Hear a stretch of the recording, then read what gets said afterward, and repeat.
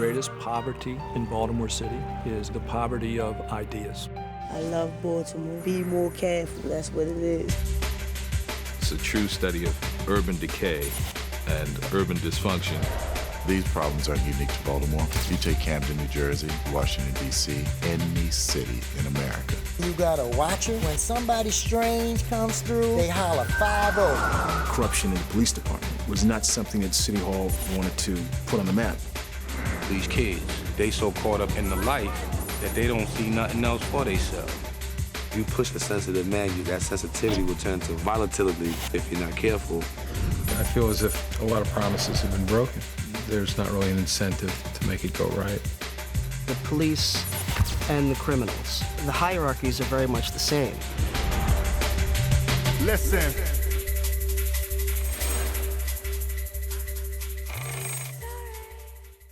This show isn't supposed to happen. These voices out of Baltimore are not really the kind of voices that anyone pays attention to.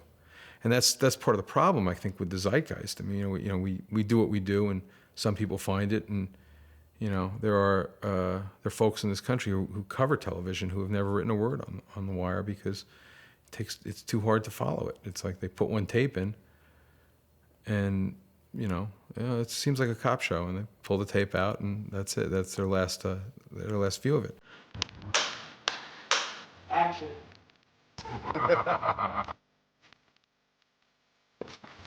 I'm with you. Oh.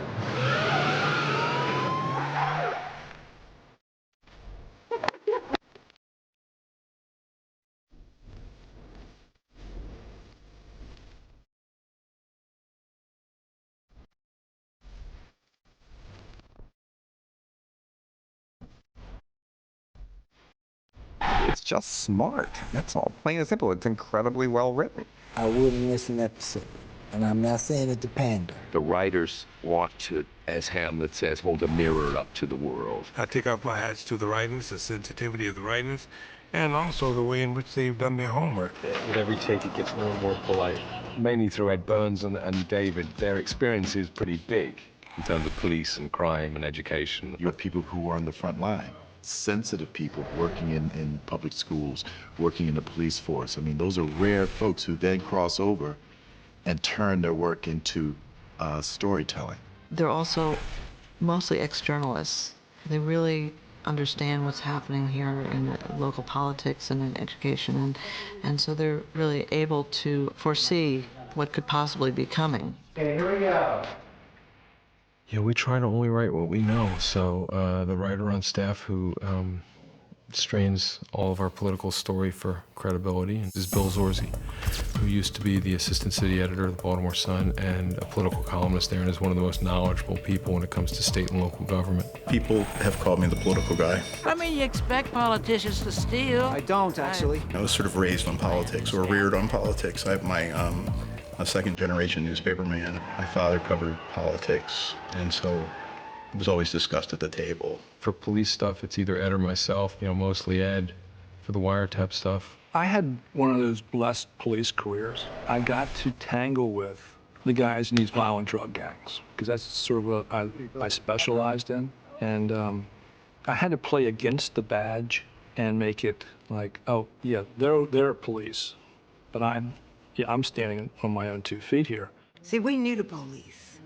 See, we had a white police officer, and he would be sitting out talking to my mother damn near every night. And I'm gonna tell you something, that is how it should be. It made for an understanding, even if it was only so far into the world that was Baltimore. I was going to be a newspaper reporter my whole life, and I was going to write some books, but that was it. He just looks at her, he gives him the file. This is Randy Way. Whoever the average reader was of my newspaper, I never wrote for him. I always wrote for the people living the event. And I wanted not to be embarrassed in front of them as a writer. So if I'm writing about somebody who's struggling with addiction, I want other people who have struggled with addiction to say, yeah, you got it right. Or people who are police doing a certain job, I wanted them to say, yeah, you got it right. Or street-level drug trafficker, I wanted them to say, that was real. And that has kept the stuff authentic. What makes the writing staff so good, the Dennis Lehanes, the Richard Price, George Pelicanis, is that these guys do research, David Simon, myself. They do research. First of all, they love the world, and then they explore the world. And action. I'm the luckiest motherfucker you know. It's like reading a new book every 2 weeks. You make your own predictions. He has 3 or 4 storylines going, and you're wondering, well, how the hell is he gonna connect all this stuff in 13 episodes? And I said it before, I'm just proud to be part of his visual novel, you know? I mean, at the end of the day, that's what it is. He's incredibly democratic in the way he runs his, writer's room. When we're working on scripts, anybody can have notes on scripts. He loves the confrontation about the material because he wants to make sure it's right. People are in the room fighting for what they really think is right. And the arguments are like heavy lifting. We come out of them miserable and exhausted and disliking each other. Then we start writing the episodes, and that actually is the healthiest part of it. What we normally do is the writer will come in and sit down in a beat session, usually 2, 3, 4 days, where we knock out the particular beats for that particular episode. And then we start to break it down into how the parts are gonna play out over 13 episodes. We know how it's supposed to end, and we know what happens to every character, and we know the thematic context of what we're trying to say. That's the writer. The individual writer of the episode will come in and with all of us as we're sort of discussing the who's doing what and how they might react and feel and what they should do, what they shouldn't do. And what's cool about the writing process is to find the magic in the beat, which is sort of the icing that's around the plot point that drives the story. And to see how certain writers come at that icing is really a thing of joy. Going again. Same thing, resetting. It's a very hard show to execute on every level. We're very proud of the writing. We work hard on it, but with a lesser cast, we would be in trouble. This has been the largest, most diverse cast of a continually running TV show of African-American actors that any of us have been a part of. Very rarely do we get a platform on which we can demonstrate such a wide range of who we are. Whether it's someone dependent on drugs, or whether it's a law enforcement officer, or whether it's a mayor. The investigation, even after they arrive at that situation in life, it's dealt with in a very uncanny and amazing kind of way. It's very typical of Hollywood to show black people as drug dealers. What's not typical of Hollywood is to show black people as drug dealers who are criminal geniuses. We gonna handle this shit like businessmen, sell the shit, make the profit, and later for that gangster bullshit. Stringer Bell is a perfect example. The thing that's so poignant for me about that character is that it's never really about dealing drugs. It's about getting out. It's about being somebody after growing up in an environment where you told you're nobody every day of your life.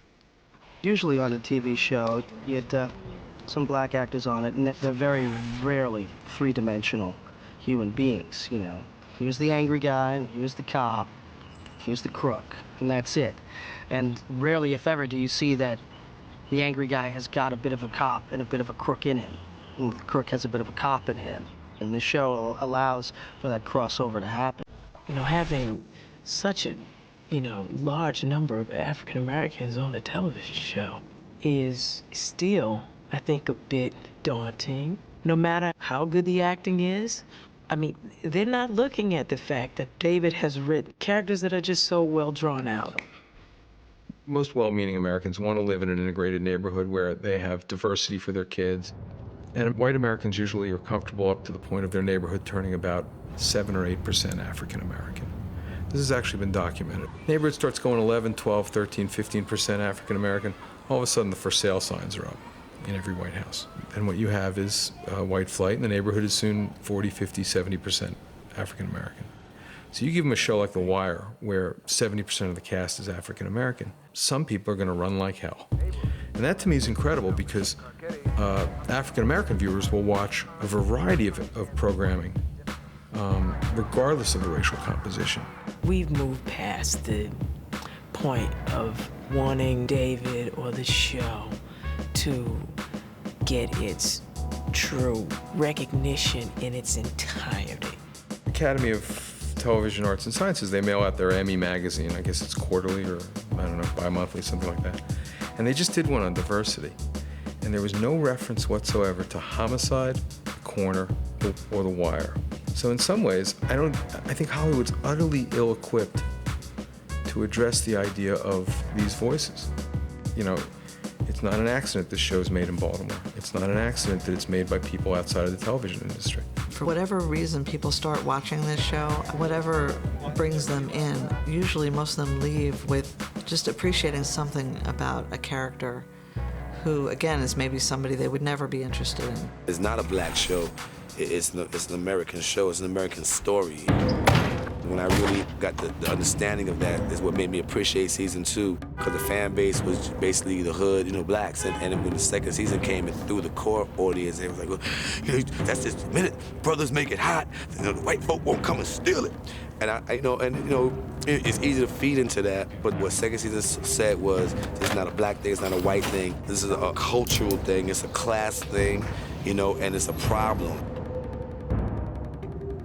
The underpinnings of The Wire are in Greek tragedy. You know, the idea of fated heroes and anti-heroes, people for whom the end is certain and the betrayals are certain. This game is rigged, man. We like them little bitches on the chessboard. Pawns. And in place of the gods, in place of the random acts of jealous and violent gods that were the elements of Greek tragedy, we have the American post-industrial, postmodern institutions. If the felony rate doesn't fall, you most certainly will. The gods are fucking you, you find a way to fuck them back. It's Baltimore, gentlemen.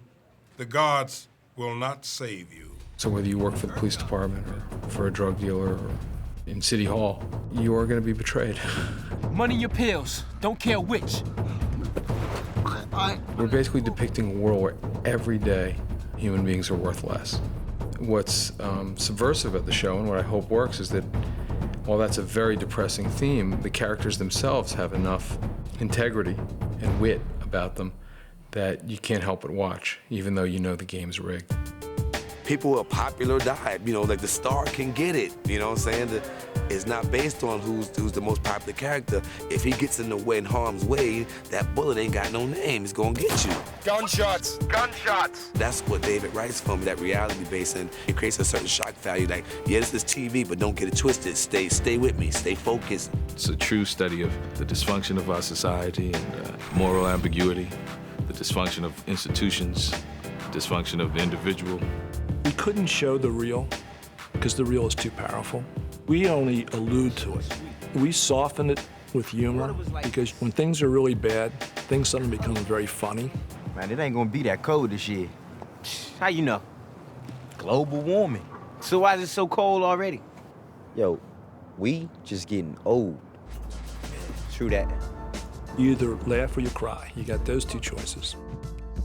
It's one of the rare things in American culture that straddles entertainment and commentary. One of the reasons why The Wire has done so well with the audience is because when they look at it, they're not just entertained, but they're also educated on what life is like for those people that you kind of ignore, that you kind of look past. Here's Bubs. I'm going to get high. We tried to take the stereotypes of the criminal side and turn them into human beings, which kind of surprised people that drug dealers could be human and, you know, face all the problems that everybody else faces. Everyone feels a sense of the importance of the quality of every beat of the show that comes from David and Ed, you know?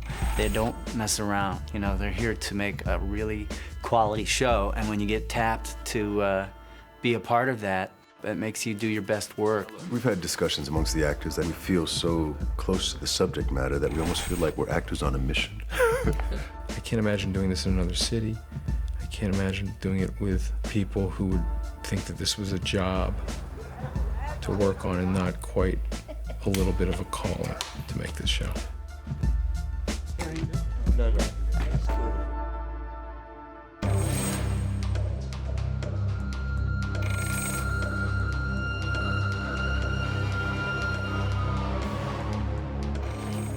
I'm very angry about what the national priorities, what the national sense of community has become. What's left for working class and for the underclass in America. I feel as if a lot of promises have been broken. It's sad. The city's very sad. I mean, I like the work I do here, but in the areas we shoot, a lot of the people we meet, it's just a reminder of people in a place that's just been abandoned. We have some areas where people are living way below the poverty line, and the poverty line is bad. I remember the first time I ever walked into one of the small homes, I was like, oh, so we got this for this. They were like, no, somebody lives here. And I just looked, and I was like, wow. What's great about The Wire is it's one of the few unapologetic examinations of the American underclass. Hopefully people can see how people benefit from keeping an underclass, which is the real criminal element of the show. Baltimore was the beneficiary in the 1980s of a lot of federal resources. Hence, we were able to do Harbor Place, the aquarium. We were able to start funding our inner harbor to expand it, to make it a tourist attraction. When the federal money started to dry up and then people started to move out of Baltimore, it was a tale of two cities. Here, you got doctors, you got Johns Hopkins, you got, the Performing Arts School, and then you have junkies and you have the poverty-stricken people all walking around trying to get their life together. Morning, ladies. Help a man get something to eat. We are residentially one of the most segregated cities in America. You find very few integrated neighborhoods. It has an impact on Baltimore and its problems. Where and leave it to Beaverland are you taking me? No matter how far you run to the suburbs, if you let your city centers fall, it's going to affect you one way or the other. It's the money, the money pushes everything. Unfortunately, you can just see it. This neighborhood has money, this one doesn't. That's Baltimore. It's these little neighborhoods that are islands, and sometimes people never leave that island in their whole life. And that's what makes it such an astoundingly interesting city to me. You ain't never heard a radio station outside of Baltimore? Man, I ain't never left Baltimore. You gotta be fucking with me, right? How would anybody ever want to leave Baltimore? That's what I'm asking you. This is a city that is between Philadelphia and New York and Washington, D.C. It was always a city that you kind of passed through. You stopped to go to the restroom and fill up on gas. You have the interstates coming up from Florida, coming down from New York. It is very close proximity to Washington, D.C., and it is an old port city. We were at a point that we were seeing the crack epidemic coming down the East Coast, and it really hit Baltimore hard in the late 80s and early 90s, and so our homicide numbers really spiked. If Baltimore had New York's population, we'd be clocking 4,000 murders a year at this rate. Baltimore has a high murder rate. I think we were third most violent in the nation last year. A man is walking down the street in West Baltimore, Maryland. That'll catch you a bullet for any number of reasons. Baltimore has a population of 635,000 people, and last year we locked up over 100,000 in an effort to lower a murder rate. And the arrests don't accomplish what they're supposed to, but it's the only thing they can do. We have a very high arrest rate in Baltimore City, and we might decline to prosecute a number of cases, but we do have a high level of prosecution, and my priority is to get violent repeat offenders off the streets. A lot of the murders are tied to the drug trade. People are vying for turf battles. A lot of times with these younger kids, it's just respect. Baltimore has been stuck in this capsule where everything's about D.C. and New York, and these kids feel like they've been forgotten. And when they're forgotten, they just deal with the people that are around them. The most people that were around them went into the game, went into the streets, and thus they went into the streets. The dealers are getting younger and younger. You know what I'm saying? You got 16, 17-year-olds that can buy their own houses now. The younger men who are doing the majority of the crimes, of course, they just have tons of energy, and they're easily directed and they're off into bad things.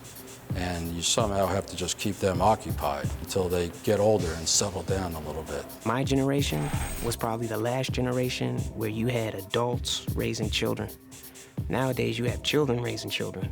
It's not the same thing. I mean, how much do you expect a kid to learn when another kid is teaching them? Math's your favorite, right? Start with it. I like math. Yeah, you're good at it, too. With the Bodies and with the Marlows, it was just inherent that's what they saw every day, and they just adapted to that and became a part of it. I used to spar with your older brother, James. Yo, he's still out here? James been dead.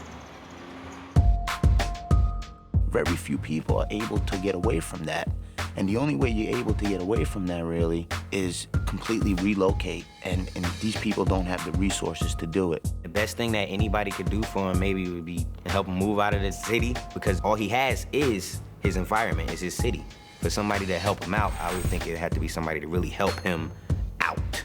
I understood the character D'Angelo, a guy who had the potential to be something else and couldn't because of the obligations that he thought he had to his family. Now, if you want to get even with him, you can. But you hurt him, you hurt this whole family. A lot of that is in these cities. I know a lot of people that have the different qualities that Marlo has. You see the human, and I see the human in the guys that I know that are actually affiliated with that, and I see the humanity in Marlo also. I need you to walk back up there and pack up your people. I'm being a gentleman about it for the moment. In each graduating class, I usually think of graduating class in Baltimore as like the 8th grade. There's about 8,000 people. Once every 2 or 3 years, somebody will rise up to the level of people like Marlo. And the skill that takes, the luck, cunning, leadership qualities are amazing. And you just gotta think, what a waste. There have been dozens and dozens of times in an interview room where I've wanted to say, do you know how much work and energy and thought you put into what you did and got caught? With that amount of thinking and intelligent thought and energy and commitment, you could have done all kinds of things, but now you're going to jail. The drug problem was for so long perceived as really a problem of the black community, when those of us in the black community knew that it was affecting whites, blacks, rich, poor, the county residents. 1996, last year we got good statistics. There were 1,546 prosecutions for drug dealing offenses. What do you think the percentage in a 45% white city of that was white? 45%? No. Less than 1%, 14. That means drugs are legal in the white community in Baltimore. We are fully committed to giving 110% in our efforts to fight this war against drugs and take back your streets. You know, the war on drugs has been going on now. The Harrison Narcotics Act was passed in 1914. We're getting close to 100 years war. And if we were fighting any other war this long, with these results, I think we'd want to change direction. I remember in 1952, there were only 2,000 people in prison in the state of Maryland. How many are in prison in the state of Maryland today? 27,000 people or more. Have we made progress? Not really. You going back to your home tonight. We gonna be in our patrol cars, and them boys still gonna be out there on them corners. I firmly believe you cannot solve a public health problem with a law enforcement strategy.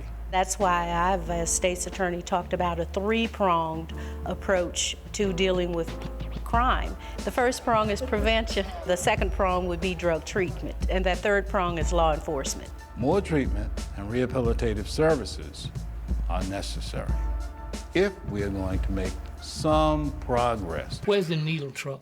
The condom distribution, the drug treatment intake.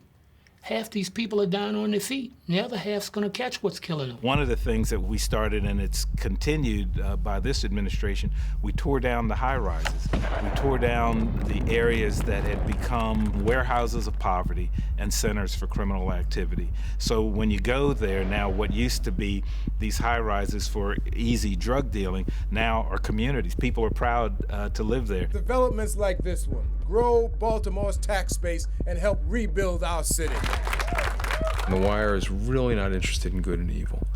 It's interested in economics and sociology and politics. What's been fascinating to me is to see how the corruption of any type of bureaucracy you can use for your advantage or you could use for your opponent's disadvantage. We feed it to Tony Gray.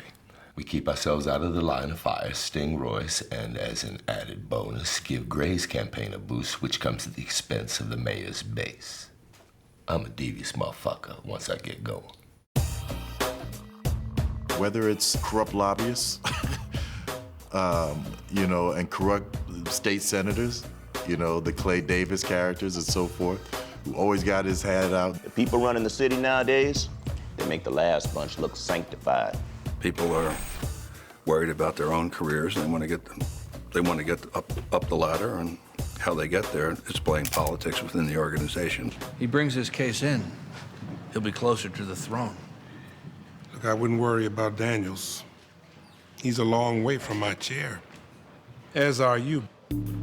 It's covering your back, covering your ass, stabbing another guy in the back. The Wire really is more than just Baltimore. I mean, I think this type of activity and this type of poverty and this type of underclass plays out across the nation. Our show is different in that it's not built around the character. It's built around the story of the city. Although this is called The Wire and it's here in Baltimore, this is Detroit, this is Philadelphia, this is parts of New York, this is inner city America. Once I was on a bus in New York City, and there were these little group of ladies from Long Island. This one lady recognized me. She said, "You're Frankie Faison. You're Commissioner Burrell." And I'm like, my God, you guys are watching The Wire just like it tickles my funny bone. This show does play in Dublin. It's on TG4, which is actually an Irish language channel. The Wire is one of the few programs in English on TG4, and it goes down well. I talked to this Trinidadian brother. He said, you don't know what you mean to the people in Trinidad.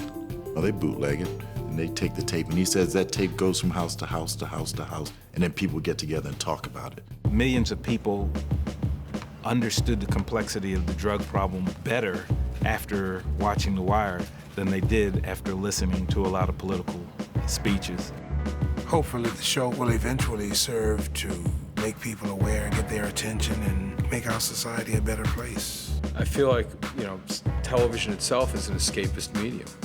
So that's sort of the irony of The Wire to me, is that it's basically, in a very angry way, rubbing people's nose in it and saying, this is what you've done. This is the country you asked for. People that I've run into who may be critics of the show. So I don't like the images of it. I can't deal with the coarseness of it. And I say, well, if you are comfortable at the end of an hour of The Wire, then we're not doing our job. One can look at it pessimistically, but if you look around Baltimore and you look at now how a lot of ills that we had in the past are being erased with a lot of positive things that are happening, with people looking at Baltimore more favorably.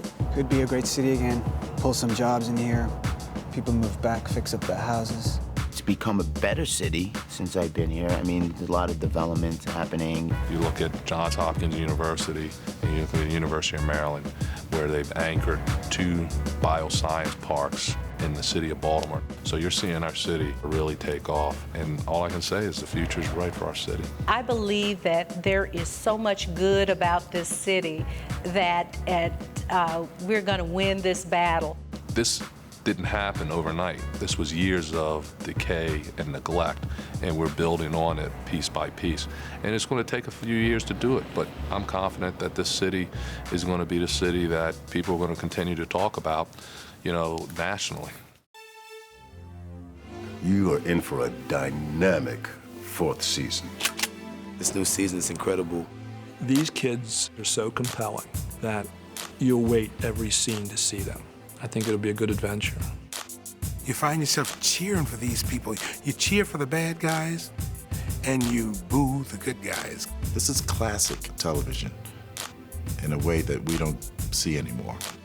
For the rap gift this year, we're giving out class rings to Edward Tillman Middle School.